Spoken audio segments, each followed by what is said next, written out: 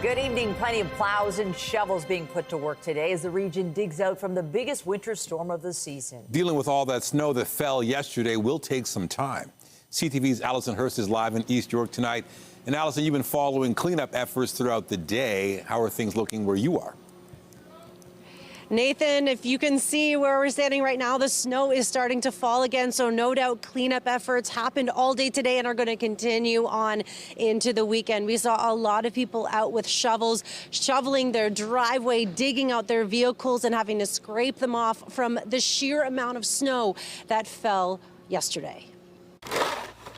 Digging out. It's a lot of work. Or leaving cars buried. Torontonians are dealing with the cleanup from the first major storm of the season. Luckily, we didn't have to go anywhere yesterday. Jennifer Bowl and her family were supposed to go to Ottawa, but pushed their trip back to avoid the storm and are now digging out. Usually the worst part is just getting off the street.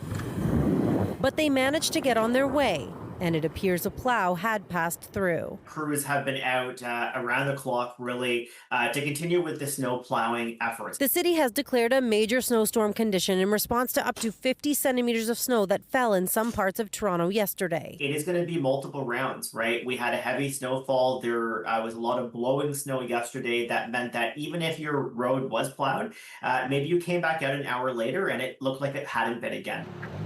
Getting around isn't without its challenges for drivers, waste collection, Slow to normal. and transit users. It's taking... It was like almost double the time. Yeah, close to double. It's tough on foot, too. This woman finds navigating the sidewalks... For me, it's very hard. Some places, the sidewalk not clean. Forcing her instead to walk in a live lane of traffic. Parking enforcement is out, issuing tickets to cars parked in areas with temporary bans for snow removal and those parked on marked snow routes. Some are finding more creative ways to get around. Someone told me about a 4-hour commute yesterday, so I say take the sled. But most are generally pleased with the city response. I was shocked to see how easily I could navigate the roads. Everything was plowed. Especially compared to last year. The number of calls that we actually received in our office was minimal. In fact, probably about 5. Last year at this time, I don't know what the count was, but it was greater than 100. Still, there's lots of work to do, with the next winter blast likely just around the corner. Environment Canada has said that people don't need to worry about anything like the amount of snow falling yesterday, falling tonight. It shouldn't be anything like that. And city officials say that crews are working 24/7, multi-days to clean up the mess. Reporting live, I'm Allison Hurst. Michelle, back to you. It's a big job. Thank you, Allison. And as the cleanup continues at this hour, we take a live look at the evening conditions. Very picturesque with the flakes flying. A lot of people enjoying Nathan Phillips Square and the lights this evening. And we are in the midst of another dose of snow. Lindsay Morrison is here with all the current conditions. We don't need any more snow, but we're getting a bit more. Yeah, Michelle, it is pretty out here, but I imagine this is the last thing that people wanted to see again. Another round of snow. It looks like a snow globe right now in many parts of the GTA. And the timing of this one isn't great because it's during the evening rush and roadways likely feeling a little bit of an impact of this too. Let's talk about the snowfall totals from yesterday. They continue to come in from Environment Canada. And we have some big winners, if you will, including Scarborough, Vaughan, 47 centimeters of snow. Places like Markham, Brampton, and Pickering seeing 40 centimeters or more as well. And even if you didn't see 40 centimeters in other parts of the GTA, guarantee that that storm was memorable for you as well. And now, here we snow again. Look at the satellite and radar. We've got widespread snow. It's fairly light, but again, it's falling at an interesting time with lots of people out on the roadways. Friday night festivities just getting underway. We're going to be dealing with this for the next couple of hours before it, too, moves out. We've got southwesterly winds today. That's been influencing our temperature. It was a very, very cold start to the day today after a bitterly cold day yesterday. But these southwest winds helping bump up the temperature. It's not too bad out here right now. There is a wind chill factor, so keep that in mind as we make our way into the weekend. But overall, we're going to be a little bit mild for the day tomorrow. Here's your evening and overnight at a glance. The snow tapering off just before or around the midnight hour. Tomorrow, temperature actually going to be slightly above the freezing mark, but don't get too used to that. It's going to be much colder the rest of the 7-day forecast. We will take you through that coming up. But for now, Michelle and Nathan, back inside to you. Thank you, Lindsay. It was yet another day of delays on the new Line 6 Finch West LRT. Service shut down for the second morning in a row, leaving commuters scrambling again. CTV's Jan.16 reports on the issues plaguing this new line.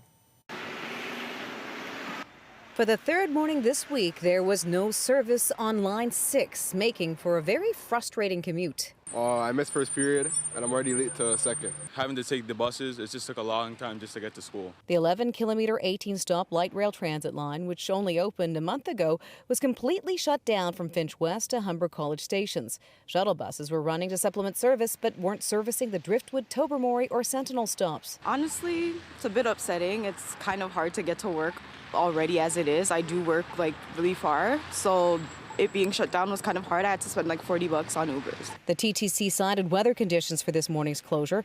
While the line was open briefly around 10 p.m. last night, it was otherwise out of commission all day yesterday. It's frustrating. Today, Mayor Olivia Chow commiserated with commuters, but also laid the blame on Metrolinx, which owns and constructed the line. Let me put it this way. TTC runs Line 6. We do not maintain it. We did not design it. We did not build it. The new light rail route was supposed to launch in 2023, but that opening was delayed until last month. Since then, commuters have faced numerous disruptions and suspensions, especially during colder weather. In fact, in a Liaison Strategies poll that was released earlier this week, 62% of respondents said so far they think Line 6 Finch West has been very unsuccessful. It's pretty slow. The 36 was a lot faster. I don't know why and not only that, with all the snow going on, it doesn't really run. Sometimes at half an hour later, so buses were quite better in terms of connectivity. For its part, Metrolinx says winter conditions present issues for railways across the country, particularly with regard to keeping track switches clear of ice and snow.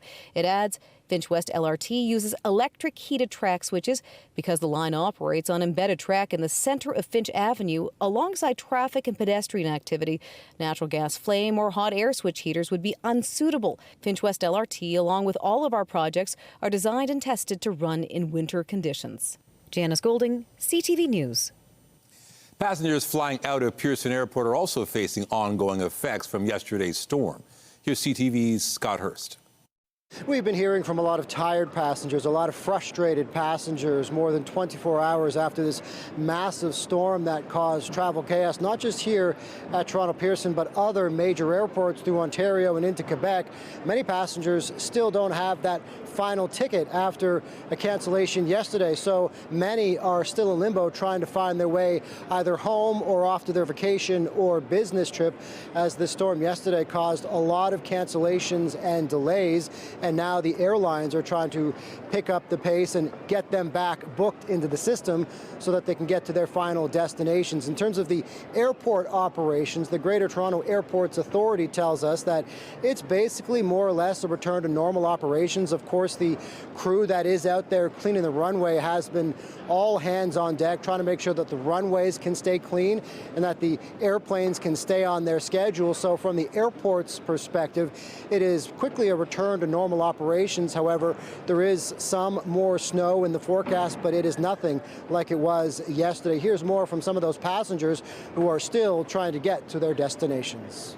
So now we have to wait in this very long lineup to rebook to hopefully get home maybe today.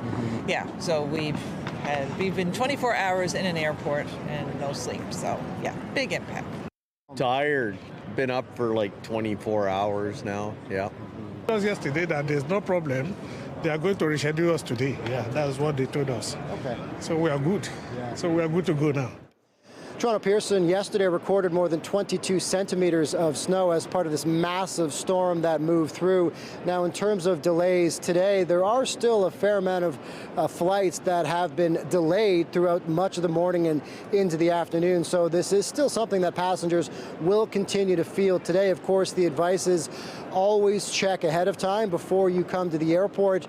And in this case, that is something that passengers will definitely need to be aware of. As I mentioned, there are still many flights that are delayed today, so passengers will need to make sure that they check their flights so that they're not waiting a long time here at the airport. Scott Hurst, CTV News, Toronto. Still ahead tonight, Canada strikes a trade deal with China. Prime Minister Carney calls it a landmark agreement. But relief for canola producers comes with concerns for Ontario's auto sector. And the Premier is not happy. Well, big news from the world of baseball tonight, and none of it is good news for Jays fans. According to several published reports, all-star infielder Bo Bichette has chosen to sign with the Mets, the second superstar to spurn the Blue Jays in the past 24 hours. CB24's Melissa Duggan's been talking to fans. And Melissa, I'm sure many fans are disappointed. Yeah, disappointed, Nathan and Michelle, but not surprised. Listen, we knew that Bo Bichette was a free agent after that World Series run wrapped up.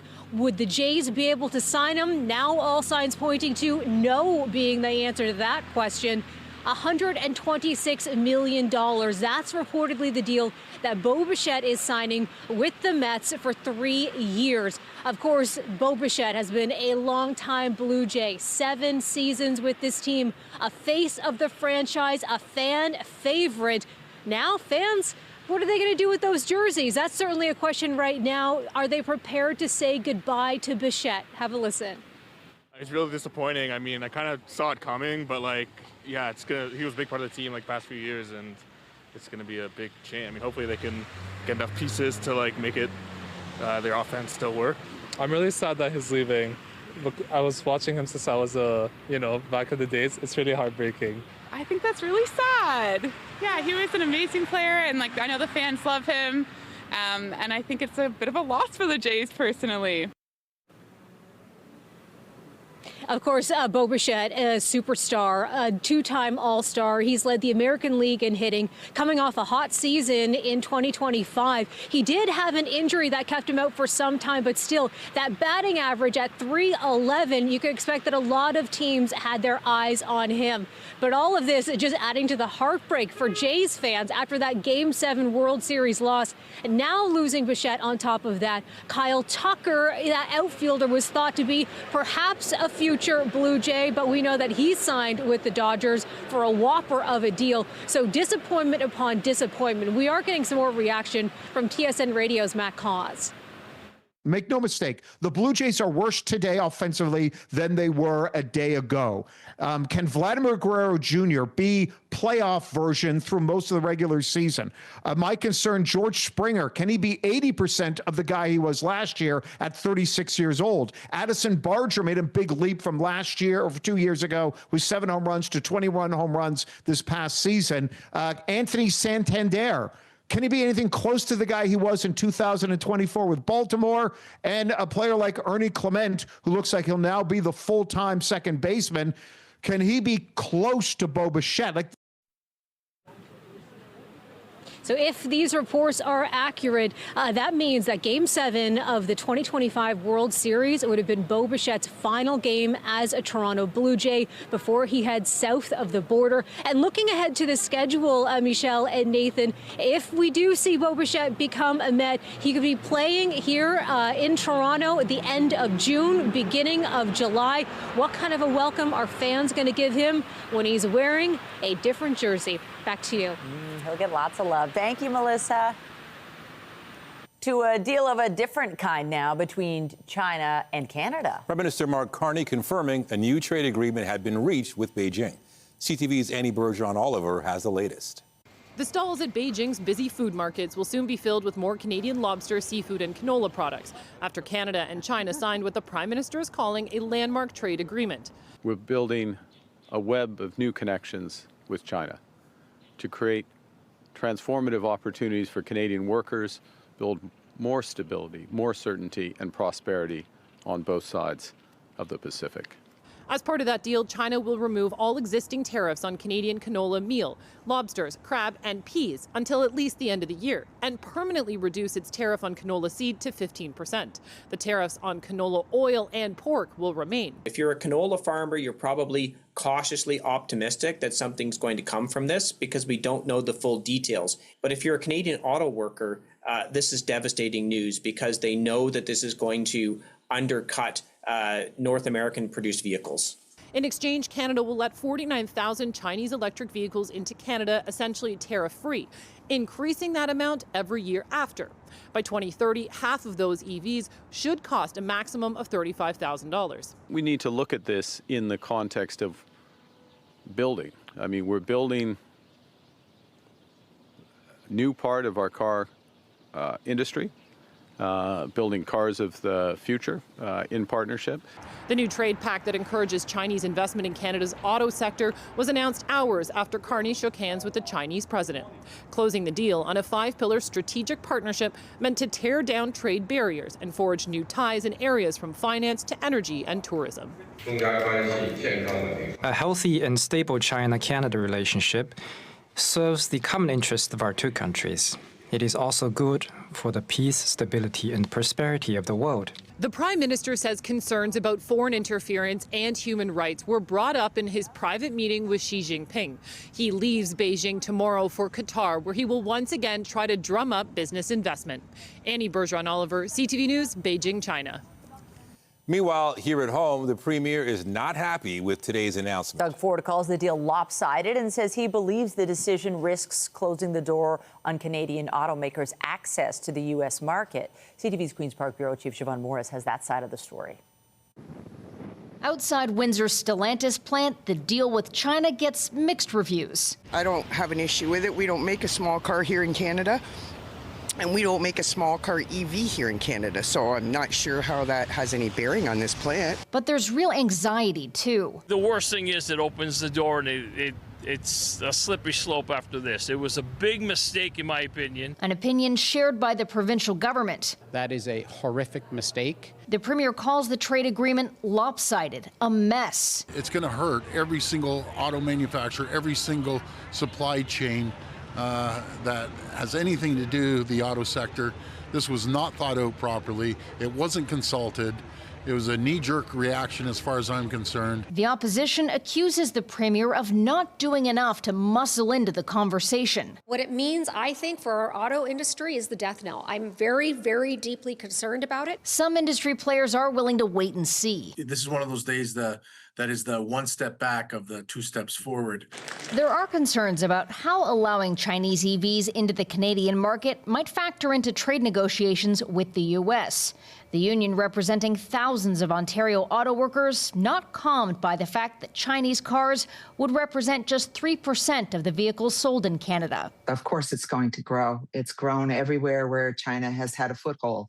Look at Europe, look at Brazil. There are calls from the Premier, Unifor, and manufacturers for a comprehensive federal auto policy that supports jobs and resolves unanswered questions. Like the electric vehicle mandate, amongst other things, that we have no clarity on, and it makes it very difficult for our members to plan moving forward. Siobhan Morris, CTV News.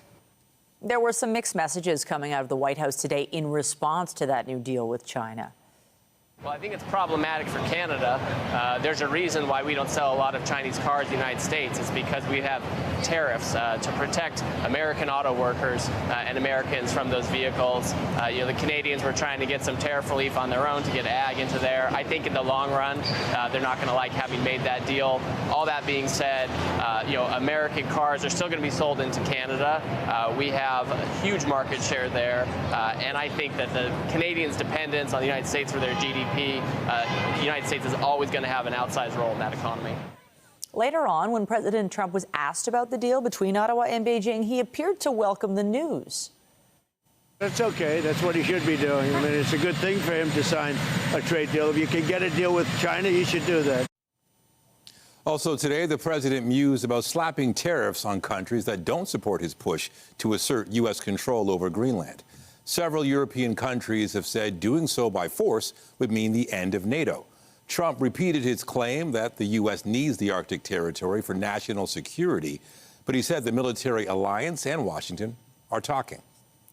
A 33-year-old man is dead, and Ontario's Special Investigations Unit has been called in after a police-involved shooting in Brantford. It happened this morning when police received calls about a domestic dispute at a home on Palomino Drive around 2:30 a.m. They negotiated with the man for hours before entering the home and firing their weapons. A woman was taken to hospital with non-life-threatening injuries. Investigators say a sharp-edged weapon was found at the scene. Toronto police are reviewing the actions of the officers who lost track of crucial evidence that led to charges being tossed against an accused teenage cat killer. But as John Woodward reports, new figures show the number of dropped criminal cases like this one, are on the rise, with Crown prosecutors sounding the alarm. No one will be held responsible for mutilating and killing Sarah Downing's cat, Mildred. Astounding. It's astounding, knowing that there's no justice and that, it's terrible. Police laid charges against the neighborhood teen, but they were dropped this month as a judge said it was inexcusable for Toronto police to lose track of photos and witness statements. All the sadness and grief and pain and sorrow that was caused in our community, it all came back.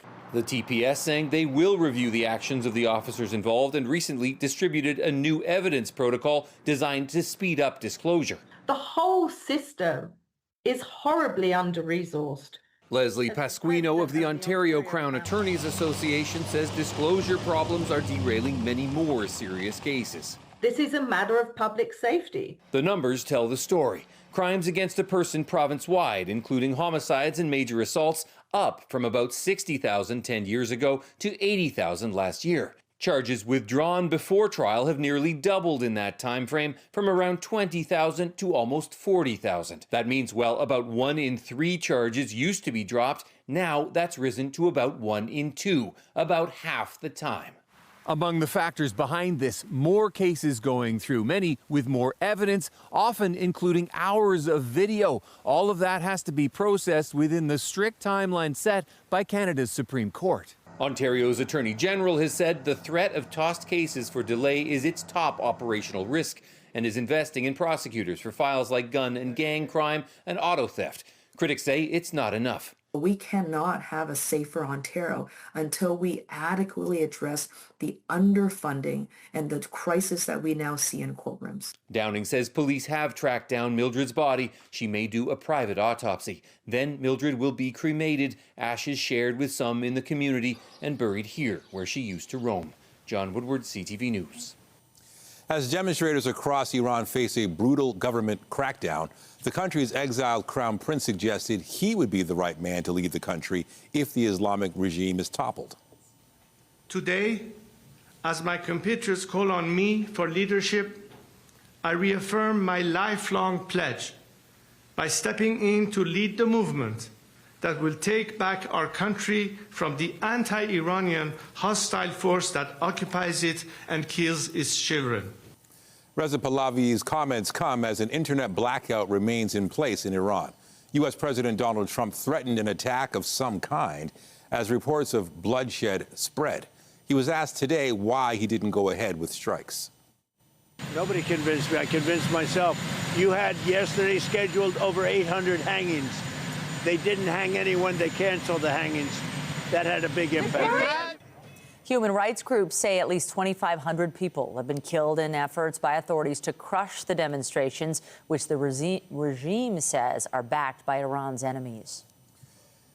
A major ruling from the Federal Court of Appeal about the way the Liberal government responded to the truckers' convoy protest in Ottawa 4 years ago. The court upheld a ruling saying the feds didn't have reasonable grounds for their decision to invoke the Emergencies Act to clear the demonstrations and encampments that took over part of the nation's capital. For about 3 weeks in early 2022, downtown Ottawa was filled with protesters, many of whom saying they were furious about COVID-era restrictions. Many were in large trucks that blocked streets around Parliament Hill. Big rigs also jammed key border crossings to the U.S. The Emergencies Act allowed for temporary measures like regulating and banning public assemblies and a direction to banks to freeze certain assets. What it means is some people may now have grounds to bring forward more effectively lawsuits against the government. And it also will come back to the major point, which everybody has been in agreement, all the experts that have ever spoken on these matters, including at the Commission of Inquiry, and we've submitted submissions to the court, that the Emergencies Act itself is very out of date, drafted in the 1980s, and requires a total overhaul. The Canadian Civil Liberties Association says it pursued the judicial review not because it endorsed the convoy demonstrations or how they played out, but because legal thresholds do not bend even in a crisis. And the Office of the Public Safety Minister responded in a statement saying the Government of Canada is reviewing the ruling and assessing next steps. The government remains steadfast in its commitment to ensuring the safety and security of Canadians in the face of threats to public safety and national security.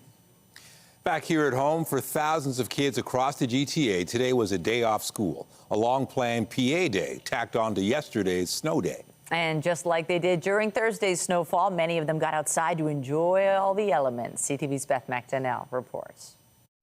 Go up sideways just like we did. Fresh snow is creating new opportunities on the slopes. Taking a lesson at Earl Bales Park in North York is one way to get off the couch. I like to learn a sport where I can enjoy the winters rather than hiding from it. And how's the learning going so far? It's going amazing. I love it. It's pristine powder, giving people another reason to be active and enjoy the outdoors. What do you like about skiing? I just like that chairlifts take you up and then you can just slide down. So it's easy. This is the best place that I can drive 15 minutes and have a lot of fun in the snow and just practice my technique. Otherwise, I go to ski in the Alps. Look how beautiful white it is.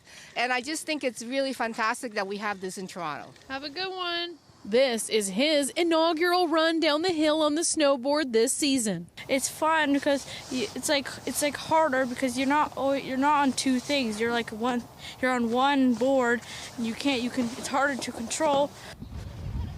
One day after the big dump at Colonel Samuel Smith Park in Etobicoke, the sleds are really picking up speed. I like it because I get to go with my friends and family. It's really fast, and when you go by yourself, it's more fast. Parents are also taking in the action and having a good time. Embracing winter and just enjoying the snow when it's here. Great PA day fun. The kids are having an absolutely great time. If you're going to live in Toronto, then you might as well enjoy the winter fun, right? For some, skiing at Earl Bales is what saves winter. It's the only thing I'm interested in winter. What else do you like about winter? Anything else? No, absolutely not. And whatever your level, when the snow falls, this instructor's advice is to grab some gear. Just get out and have fun and practice. That's all I can think of, snowboarding and skiing. Enjoying the thrill of winter, thanks to all the snow. Beth McDonnell, CTV News.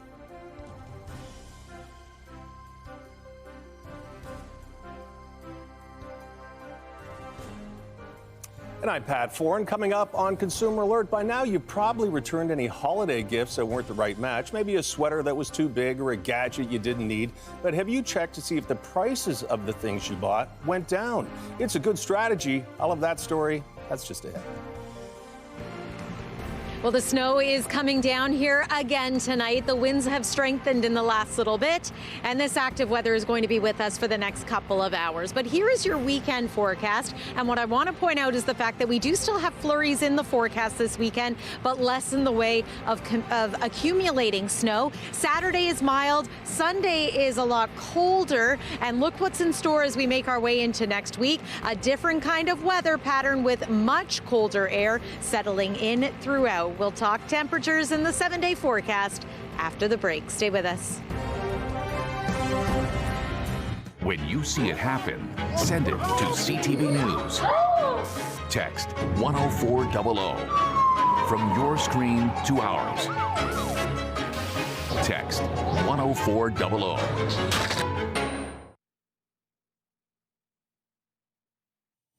Now that the holiday season is behind us, chances are you've returned any gifts that may have missed the mark and got a refund. As well as being aware of refund rules, you should also know about price adjustment policies in case something you bought got cheaper.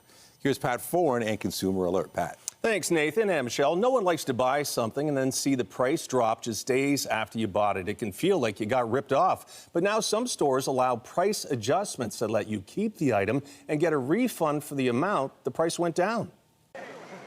Overpaying happens more often than you think, but knowing the store's rules can help you keep more cash in your pocket. Before you shop, take a quick look at the store's price adjustment and price matching policies.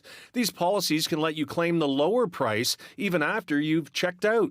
When you know a retailer's policies, it can help you navigate shopping there and getting the best discounts, the best deals possible. So, how do they work?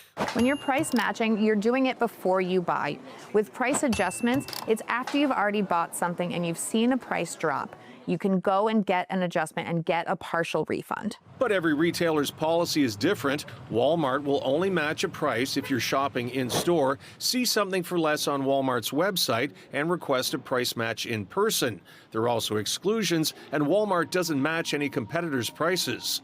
The same goes for Costco. If you buy an item and the price drops within 30 days, you can request the difference online for online purchases and in-store for in-person purchases. No matter where you shop, make sure you're comparing the prices of two exact items down to the color, and be sure you have proof. Receipts, ads, screenshots, or printouts of competitors' prices can often help your case. It may seem like a lot of effort, but taking that extra few minutes to look at these policies is always going to be worth it. If a store refuses to give you a lower price, check with your credit card. Some cards offer price protection benefits that might be able to refund you the difference. If you're returning items, some stores may not issue refunds if the product has been opened or used. They may also charge restocking fees, and for online orders, you may have to pay the shipping costs to return it. And some stores are making it harder to return items, and you could be red flagged if you return things too often. You may be told your return was approved this time. However, future returns or exchanges may be denied, even with a receipt. On your side, I'm Pat Foran. If you have a consumer story idea, email us at alert@ctv.ca. Of course, all eyes on the weather, and I couldn't help but notice more snow coming down during some of those reporter hits. The flakes are flying. They look quite lovely. Lindsay, I don't know if it's just me, but, and I know anybody shuffling or driving a plow is going to disagree, but in some ways, it can't be as bad as it was yesterday. That was really rough. We can manage this, right?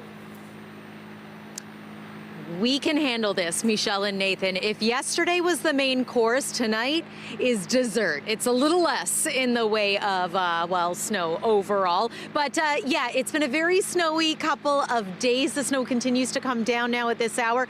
Behind me is a vehicle here in our CTV News parking lot that has not yet been brushed since yesterday's snow. So as you know, we picked up close to 40 centimeters of snow in many areas. So there's a lot on here, and we're starting to see the snow accumulate further at this hour. Again, it has picked up the pace. It's starting to come down fast and furious. Yeah, I'm going to need a shovel for this one too. But the snow continues to pile up. If you have somewhere to be out and about this evening, give yourself a little extra time. We've been saying that so much recently, but it rings true again for tonight. Hopefully it will ring true less so as we make our way into the weekend. Let's get to your forecast, and we will begin with another look at the satellite and radar. Here's where the snow continues to fall. Now, if you're wondering, when is this all going to end?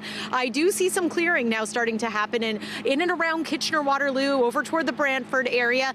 The possibility of flurries is going to be with us at least until near the midnight hour before things really do finally clear out. So this disturbance, it's a totally different kind of weather system compared to yesterday. We had a clipper system right now, so that's a difference compared to yesterday. And these are generally fast movers. They typically bring us maybe just a couple of centimeters of fresh snow, and then they move right on by. So on the forecast radar, this will give you a little bit of an idea of the timeline. So there's midnight.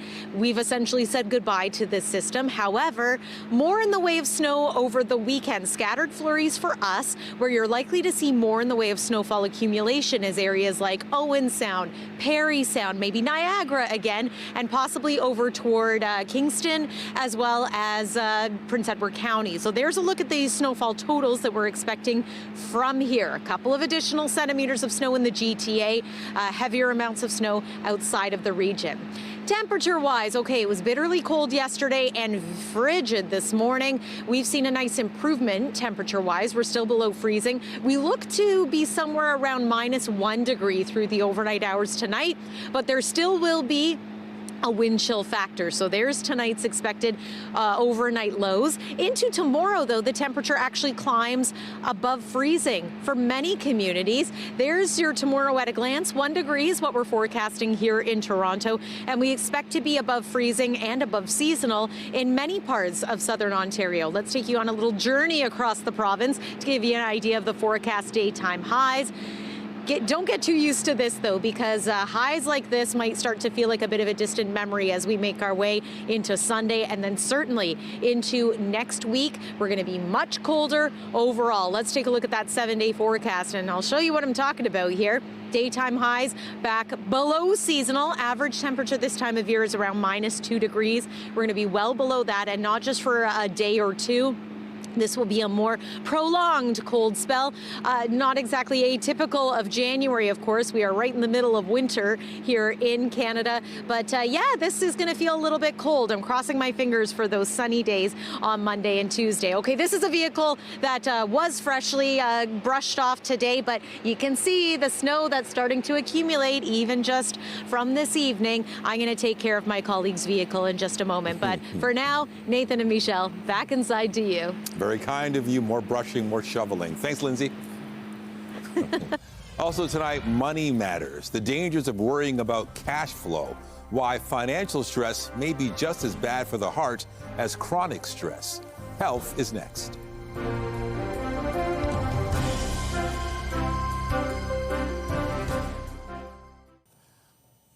The latest numbers on the spread of influenza are out. They suggest cases of the virus are on the decline after peaking over the holidays. Public Health Ontario shared figures for the week ending January 10th. In that period, just under 14% of tests for the flu came back positive. Officials consider that to be a moderate level, and it is down from around 1 in 4 the week before. More than 500 patients were hospitalized for their flu infections, as doctors say a flu shot is the best way to avoid severe illness. A recent published study warns that financial stress could be just as harmful for the heart as more traditional risk factors. Researchers looked at data on more than 280,000 adults in the U.S. between 2018 and 2023. They found that people who reported higher levels of financial stress and food insecurity usually had a more advanced cardiovascular age than would otherwise be expected. That's a measure of how old a person's heart and blood vessels look relative to their actual age. The authors say the findings reinforce the importance of considering non-medical factors that may play a role in health matters. The findings were published in Mayo Clinic Proceedings. Aside from the Finch West LRT, yesterday's dumping of snow also had some impacts on regional rail service. Some schedules have shifted as a result while the cleanup continues. The Up Express is operating on a reduced schedule, running once every half hour. GO train service is running as scheduled with some delays reported. Then, starting late tonight, Lakeshore West trains will only run between Union and Mimico and Oakville and Niagara Falls. The switch is to allow for work replacing the Etobicoke Creek Bridge. Replacement buses will stop at Oakville, Clarkson, and Union stations. Also this weekend, there won't be any subway service at a stretch of stations in the city's west end. The TTC says it'll be carrying out planned signal work along Line 2 between Jane and Ossington stations. Shuttle buses will be running instead. After the break, reversing course on a plan to reduce legroom on planes. Why WestJet's proposed change didn't sit well with customers.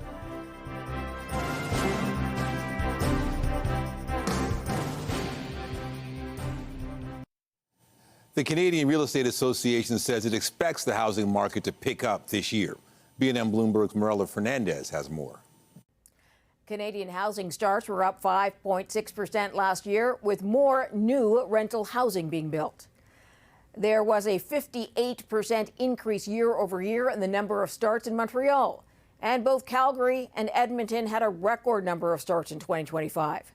Toronto, on the other hand, saw housing starts drop 31%.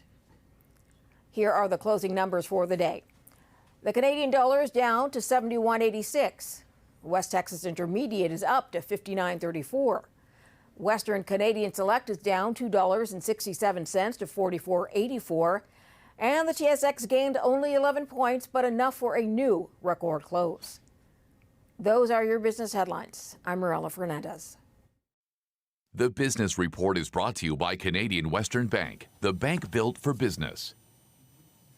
Earlier, we heard the Premier's comments about the Prime Minister's trade deal with China and the impact it could have on Ontario's auto industry. Some analysts say Canada had little choice but to look towards Beijing as relations sour with the U.S. Here's CTV's Rachel Aiello on how the deal is being received. It's just a terrible, terrible, miscalculated decision by the Prime Minister. Ontario's Premier slamming the federal government for not consulting the auto industry before agreeing to allow more Chinese EVs into Canada. We're letting China into a market that's going to have lower tariffs than our largest market, the U.S. They're going to undermine every auto manufacturer here. The pact Carney and President Xi made, potentially pitting parts of the country against each other. But the Premier of Canada's largest canola-producing province doesn't see it that way. The canola industry, the oilseed industry, the pulse industry is important to virtually each and every part of this country, up to and including Ontario. Some sectors are elated about markets opening up again, while others are still waiting for relief. While there was a deal announced for lobster and crab, there's many other species that weren't included that are subject to retaliatory tariffs. I'm thinking, cold water shrimp, sea cucumber, whelk. We need to see the pork tariffs taken off as well. While doing more business with economies like China may be divisive, experts today said it's key to Canada diversifying trade. If you're going to do that on planet Earth, you're going to have to trade with China. The new partnership also includes increasing cultural and tourism ties. Carney said Xi has agreed to allow visa-free access for Canadians traveling to China. Rachel Aiello, CTV News, Ottawa. A change of course from WestJet. The Canadian airline is grounding changes to its cabin configuration after negative feedback. Dad, could you just straighten out your legs there? Impossible. That online video got a lot of attention earlier this month, showing the cramped leg space in the new densified cabins where passengers said they felt uncomfortable and unsafe. WestJet says following a review of the data and feedback from guests, the airline will return to its standard seating arrangement for economy cabins by removing one row of seats. Meanwhile, Mayor Olivia Chow is in Scarborough highlighting boosted supports for tenants in her proposed 2026 city budget. The mayor said those measures include investing in more rent-safe TO officers to address tenant concerns and an additional $10.8 million for the city's rent bank program. The initiative offers relief to Torontonians who are having trouble paying their rent. When we invest in keeping people housed, we prevent the far greater costs of homelessness. We make sure that one bad month, one medical emergency, one layoff doesn't destroy a family, or one notice of illegal rent increase, that people can still stay in their home. That is the Toronto we're building together, a safer, more affordable and caring city. Chow says the city also plans to break ground on more than 9,000 new rent-controlled and affordable homes this year. Just ahead, they may play below the border, but the Buffalo Bills have a big Canadian fan base. Proof of that support popping up all over the community. We check out Project Believe on through the Bills' playoff run.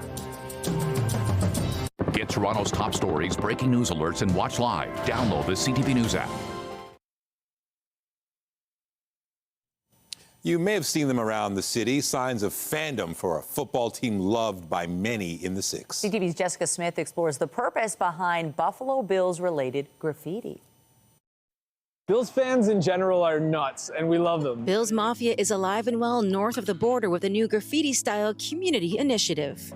like a grassroots campaign for the country of Canada, and I thought that was really cool. The Buffalo Bills tagged in local muralist Paul Glyn Williams to help carry out a rally cry to Canadian fans of the Buffalo Bills, asking them to continue to believe on their playoff run. We wanted people to like slightly notice them, and it's a play on words and play on the signage, and it was just fun. Project Believe is all about connecting fans through murals and tags around the city. And Toronto is known for its incredible graffiti art. So we worked with a Canadian-based agency, Mosaic, to bring this campaign to life, and it just seemed like such a perfect fit. The QR codes on each piece are a way for fans to connect and a chance to see their beloved Bills in person. And just the fact that they're willing to make that trip to join in the tailgates and to support their team, and that their fandom is just as strong as the fandom that was homegrown here in Buffalo.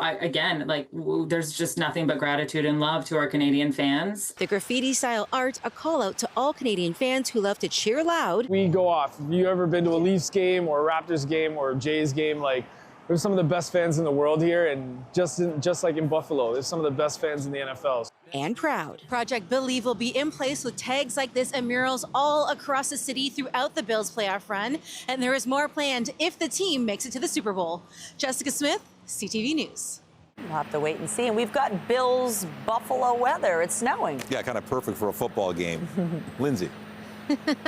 Yeah, the players are used to playing in conditions like this in Buffalo anyway. I know the games are happening in other parts of the U.S., but hey, this is what we have here in Toronto. We've all got some sore arms and sore backs from the shoveling and the brushing off of cars we've been doing. Here's one more look at the satellite and radar imagery. A little more snow to go. I tried my best to brush off some of the cars in this parking lot, but yeah, didn't quite get to all of them. Here's a look at what you can expect tomorrow. A milder day, maybe a tiny bit of melting before the deep freeze that follows us into Sunday and through much of next week.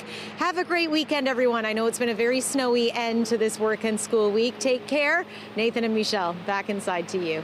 You too, Lindsay. Put your feet up. You've had a wonderful week. You've earned it. That's it for us, but be sure to join Heather Butts tonight at 11 for CTV National News, followed by Zarada Allman, who has your next local newscast at 11:30. In the meantime, our coverage continues anytime on CP24 and at ctvnewstoronto.ca. For Lindsay Morrison and the whole team here, thanks for watching. Have a wonderful weekend.